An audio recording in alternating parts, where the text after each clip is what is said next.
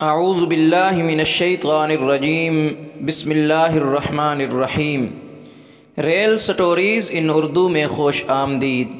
حضرت علی رضی اللہ تعالی عنہ نے فرمایا، ان 5 باتوں سے عورت کی عقل کا پتہ چل جاتا ہے۔ جس عورت میں یہ 5 باتیں ہوں وہ عقل مند ضرور ہوگی۔ ناظرین، ہر انسان اپنے آپ کو عقل مند سمجھتا ہے اور اپنے آپ کو عقل مند کہتا ہے، اور اگر اس کو کوئی بے عقل یا بے وقوف کہہ دے تو اس کے لیے یہ گالی کے برابر ہوتا ہے، اور اس بات پر وہ سخت ناراض ہوتا ہے۔ ناظرین، حضرت علی رضی اللہ تعالی عنہ کا قول ہے کہ انسان کے اندر عقل پائی جانے کی 6 نشانیاں ہیں۔ عقل رکھنے والا شخص غصے کے وقت بردباری کا مظاہرہ کرتا ہے، خوف کے وقت صبر کرتا ہے، مالداری کے وقت میانہ روی سے کام لیتا ہے، ہر حال میں تقوی اختیار کرتا ہے، صلہ رحمی کرتا ہے اور لڑائی جھگڑے سے اجتناب کرتا ہے۔ ناظرین، غصے کے وقت بردباری اختیار کرنا عقل مندی کی نشانی اس لیے بتلائی گئی ہے کہ جب بندہ غصے کی حالت میں ہوتا ہے تو اس کی عقل قابو میں نہیں رہتی، اور یہ عقل مند ہی ہوتا ہے کہ وہ اپنی عقل پر قابو رکھتا ہے، ایسے کام کا مرتکب نہیں ہوتا جس پر بعد میں پریشان ہونا پڑے۔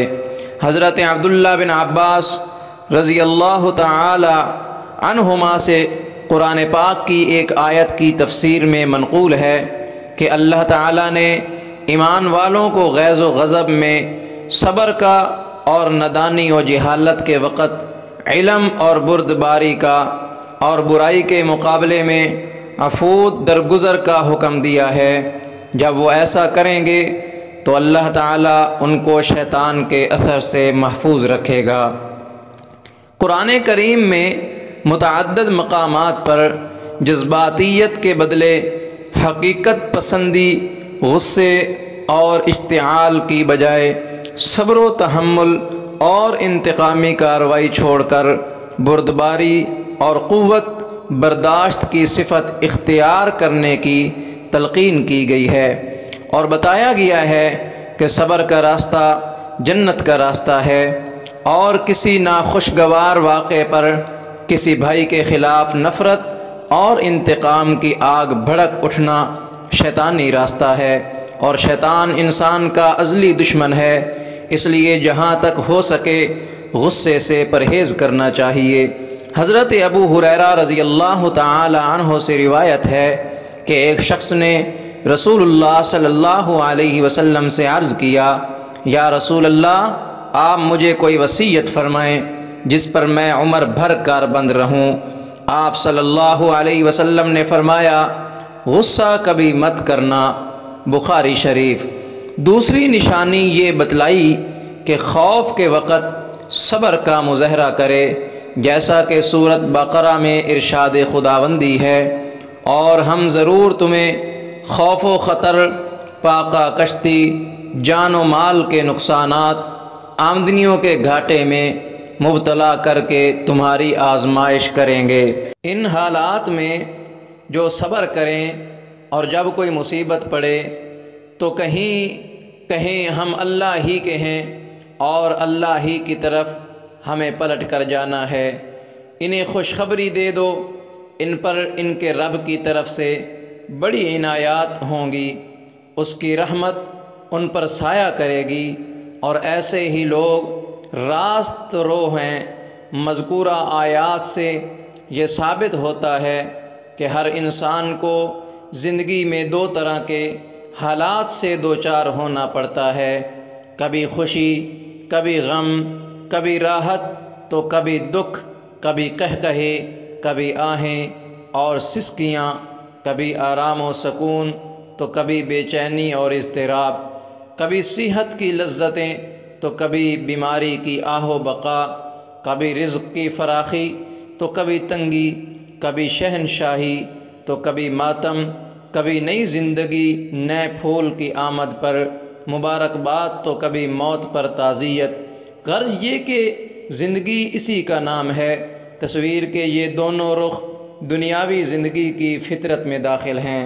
ناظرین، خوشیوں، لذتوں اور مسرتوں سے بھرپور زندگی تو انسان کو بہت دلکش اور بھلی معلوم ہوتی ہے، اور انسان یہ سمجھتا ہے کہ یہ سب کچھ میری کوششوں اور محنت کا پھل ہے۔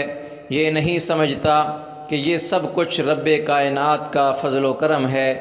جب گردش زمانہ میں مصائب و آلام آتے ہیں تو انسان گھبرا اٹھتا ہے اور ان حالات سے خوف کھاتا ہے، اور انہی حالات میں عقل اور ایمان والوں کا امتحان ہوتا ہے کہ آیا وہ صبر کرتے ہیں یا پھر گلے شکوے اور واویلا کرتے ہیں۔ عقل والوں کی نشانی یہ ہے کہ وہ صبر کرتے ہیں۔ تیسری نشانی جو حضرت علی کرم اللہ وجہہ کے قول کے مطابق ہے وہ یہ کہ عقل والے مالداری کے وقت میانہ روی اختیار کرتے ہیں، فضول خرچی سے بچتے ہیں۔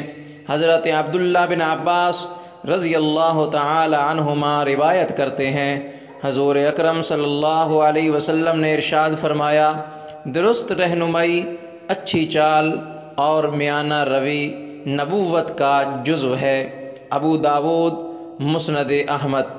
ایک دوسری روایت میں حضرت حذیفہ بن عامر رضی اللہ تعالی عنہ روایت کرتے ہیں کہ آپ صلی اللہ علیہ وسلم ارشاد فرماتے تھے، دولت مندی میں میانہ روی کتنی اچھی بات ہے، فقر و فاقہ میں اور عبادت میں درمیانی چال کتنی اچھی صفت ہے۔ ناظرین، یہ عقل مند کی نشانی ہے کہ جب اس پر فراوانی ہو وہ فضول خرچی نہ کرنے لگ جائے، بلکہ فراوانی میں میانہ روی اختیار کرے اور اللہ کا شکر گزار رہے۔ اور اگر مال و دولت میں کمی آ جائے تو صبر کا مظاہرہ کریں۔ اکثر اوقات تو یہ دیکھا گیا ہے کہ جب فراوانی آتی ہے تو فضول خرچیاں کی جاتی ہیں جس پر اللہ تعالی ناراض ہوتا ہے، اور اگر تھوڑے سے برے حالات آ جائیں تو رونا رویا جاتا ہے۔ ناظرین، چوتھی نشانی یہ بتائی ہے کہ عقل والا ہر حال میں اللہ کا تقوی اختیار کرتا ہے۔ قرآن مجید میں تقوی کا ذکر بار بار آیا ہے۔ تقوی کو اردو میں ہم بچاؤ، ڈر، خوف خدا اور پرہیزگاری کے مفہوم سے جانتے ہیں، یعنی جب گناہوں سے بچنا، آخرت کے عذاب سے ڈرنا، اللہ کی خشیت اور اس کا خوف و تقوی کے مفہوم میں جمع ہو جاتے ہیں تو وہ جامع مفہوم وجود میں آتا ہے جس کے لیے ہم نے پرہیزگاری کی تعبیر اختیار کی ہے، اور یہ تقوی کے اس تصور کی اساس ہے جو ہمارے دین میں مطلوب ہے۔ ناظرین، یاد رہے کہ قرآن مجید نے تقوی کے لیے کوئی الگ وظائف بیان نہیں کیے، بلکہ دین پر اس کے سارے تقاضے پورے کرتے ہوئے عمل کرنا ہی اللہ کے نزدیک تقوی ہے۔ اور حضرت علی رضی اللہ تعالی عنہ نے اپنے قول میں اس کے اختیار کرنے کو عقل مندی فرمایا ہے، یعنی جو تقوی اختیار کر لے تو وہ عقل مند ہے، اور جو تقوی اختیار نہ کرے، اللہ کی منشا والی زندگی کی بجائے اپنی مرضی کی زندگی گزارے اور اللہ کو ناراض کرے، تو ایسا شخص بے عقل، بے وقوف ہے، چاہے وہ اپنے آپ کو کتنا ہی عقل مند نہ سمجھتا ہو۔ پانچویں نشانی عقل والوں کی یہ ہے کہ لوگوں سے صلح رکھنے والا، یعنی صلہ رحمی کرنے والا ہو۔ اللہ اور اس کے رسول حضرت محمد مصطفیٰ صلی اللہ علیہ وسلم نے صلہ رحمی کی تاکید فرمائی ہے، اور قطع تعلق کرنے والوں کے لیے سخت وعید بیان کی ہے۔ انسان کو اللہ تعالی نے ایسی فطرت عطا کی ہے کہ وہ اکیلا نہیں رہ سکتا، بلکہ اس کو ایک معاشرے میں زندگی گزارنے کی ضرورت ہوتی ہے، اور معاشرے کے اندر وہ تب ہی کامیاب رہ سکتا ہے جب اپنے رشتہ داروں کے ساتھ صلہ رحمی کریں۔ اگر وہ ایسا نہیں کرے گا تو اس کا جینا محال ہو جائے گا۔